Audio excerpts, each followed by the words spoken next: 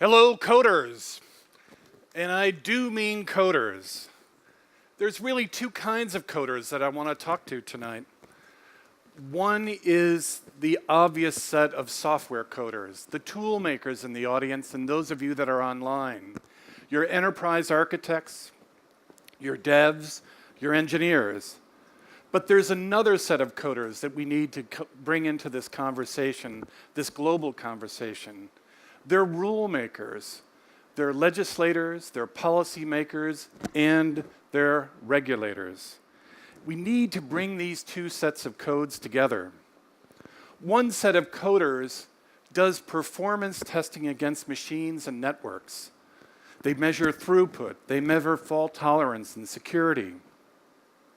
The other set of coders measures human behavior. Their compliance of people and institutions is expressed in multi-party contracts that cross jurisdictions and that meet regulatory requirements. The thing that both sets of coders have in common, as well as all the global stakeholders, is this notion of trust. We hear that word again and again, particularly in this new world that we live in. So let's define it. Not so much like trust grandma, but we have to have systems that are reliable, systems that are repeatable, and systems that are secure. We do that because what we want to have be part of both sets of codes is trusted transactions, whether that's voting or consensus, etc. We want to transact at high volumes, high velocities, in a wide variety of circumstances. If we get this right, where the tool makers, the software coders, and the rule makers, the regulators, can align these code bases, great things happen. The world really changes. Think about MasterCard a couple of decades ago, where originally a localized bank, a localized sets of merchants created this new card system. But it was through the extensibility and scalability of the regulatory environment changing, as well as the technology changing, that we now have a trust framework in everyone's pocket. All the stakeholders understand the terms of trust in these new MasterCard and Visa networks. We don't have to look very far to see what happens when we can align rule makers and tool makers in the New York Stock Exchange. What a fantastic explosion of both wealth creation, technology, and regulation. We have trusted transactions within the New York Stock Exchange, or the FTSE, or the Hang Seng, that create enormous new wealth. It is because we've been able on a global basis to reconcile these two sets of codes that new things, new opportunities, new wealth is created. In the world of standards, in the OpenID Foundation, we have the OpenID Connect, which becomes the standard for how identity is managed on the internet. If we get alignment, we get more trust. Innovation is accelerated, both in the legal world and in the technology world. Markets expand, and governance is trusted. But all's not well in the world. That comes as no surprise to the world in general and in this strange phenomenon that we're seeing every day in the mass market. We've got three known unknowns. We've got the first factor, which is markets correct. So as mass media begins to tell grandma about Bitcoin, and grandma begins to risk her savings on these new kinds of instruments, that mass market coverage drives public sentiment. And when public sentiment is driven, political intervention is only a matter of time.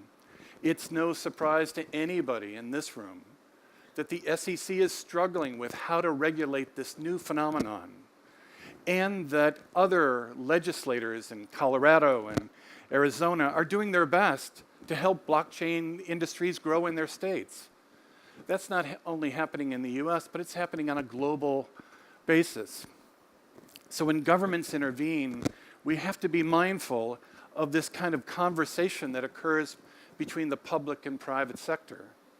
On February 14th, I was on the Hill at the House Science and Technology Committee, and the Congress people were asking the experts, well, what should the role of the government be in this blockchain and distributed ledger world? And someone said, well, let's have a national commission on blockchain. Now that may be a good idea. It may be a not so good idea. The question is the industry ready for that conversation between the public and the private sector? To what extent can the industry lead that conversation? And what happens if it's an ill-informed enterprise? What happens is lawyers litigate. So let's move beyond that and see if we can't create something new. A foundation that crosses all the different permutations and solution sets in this wonderful industry, this very disruptive technology. Let's see if we can't align the tools and the rules so we can expand the pie in the marketplace for everyone. Let's build on what's built, not just Hashgraph, but the great work that's been done in other Ethereum Foundation, the Sovereign Foundation. Let's pull them all together so that we can improve what we mean by governance. So we can define it in terms of standards, in terms of voting, in terms of how consensus is reached in governance, much in the same way that it is built into software. If we get it right, if we understand governance and define it in a new way, we can inform governments. So let's take this approach. If we want to do this new foundation, for sure it has to be nonprofit. It must be global, because the internet is not a single jurisdiction phenomenon. And it has to move across industries. Most importantly, this approach has to be inclusive, and it has to be technology agnostic. So we're proposing something new tonight to map onto the concerns that you heard earlier about governance of these systems to the relationship of governance to governments. And we're going to introduce you to what we're calling the Distributed Ledger Foundation. It's a new foundation that has two jobs.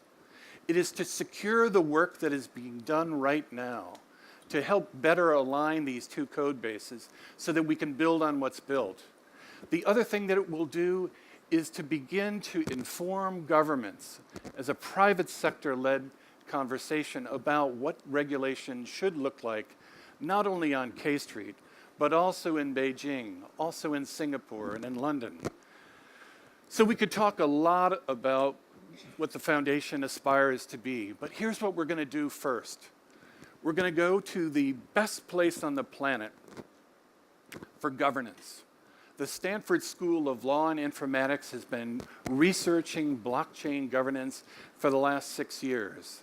The professors and student bodies in that law school has been looking at this phenomenon and trying to understand how law and the governance of the future will develop over time.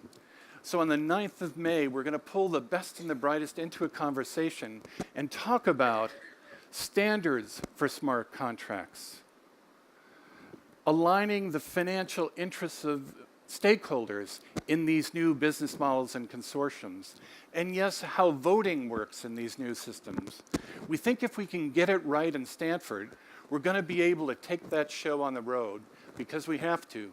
My friend Helen is going to tell you about how we're going to move from Stanford to London, from London and beyond. Come on, Helen, we'll talk some more about it right now.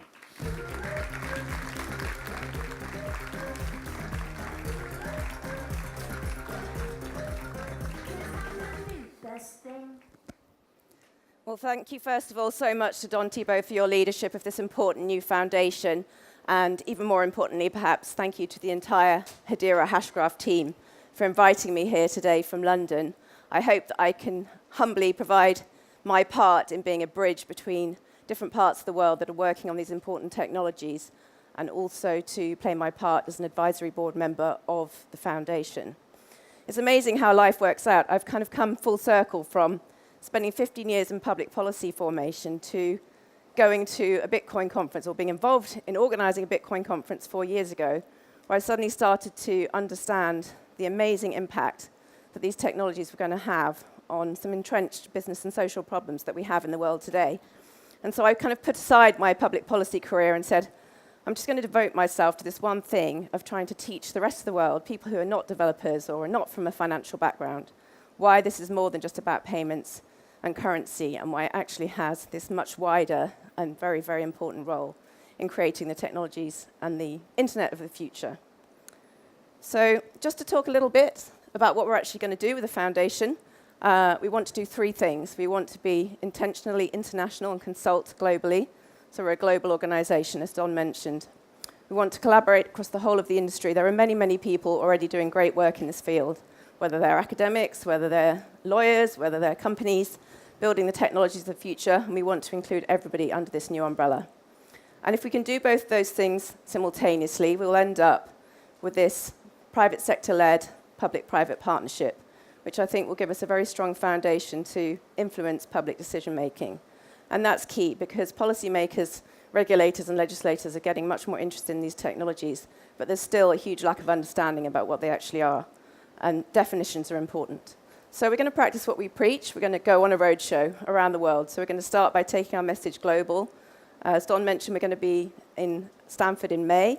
I'm going to be involved in organising our London event. We're going to bring together some of the leading UK universities and other partners for that.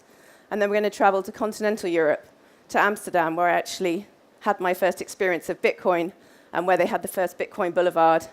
And other parts of Europe are doing great things as well. We've got Crypto Valley in Switzerland. We've got Estonia's e-residency program. So we can see examples of global best practice that we want to bring into this conversation to show what's really going on.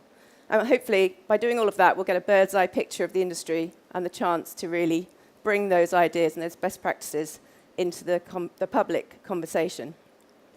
So we're going to reach out to all the players. As I mentioned, there's already many foundations out there.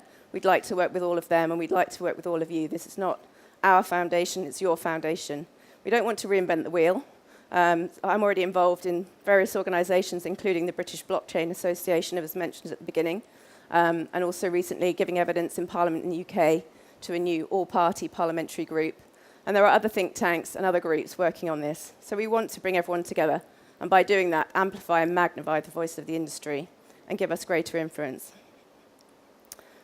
We've got three key things we want to do. We want to talk mainly about governance, and within that we want to talk about voting, best practices, what are the new financial models being created, and what should be done, what are the issues surrounding open standards.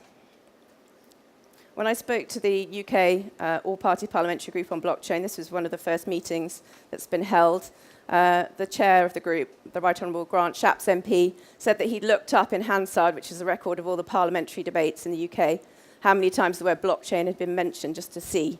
And there were only actually 5 mentions of it in the last 4 years. So only 2 of those, in fact, were actually about the innovative potential of the technology, and the others were sort of subsidiary to another conversation. So this is still a huge education process for people in decision-making bodies.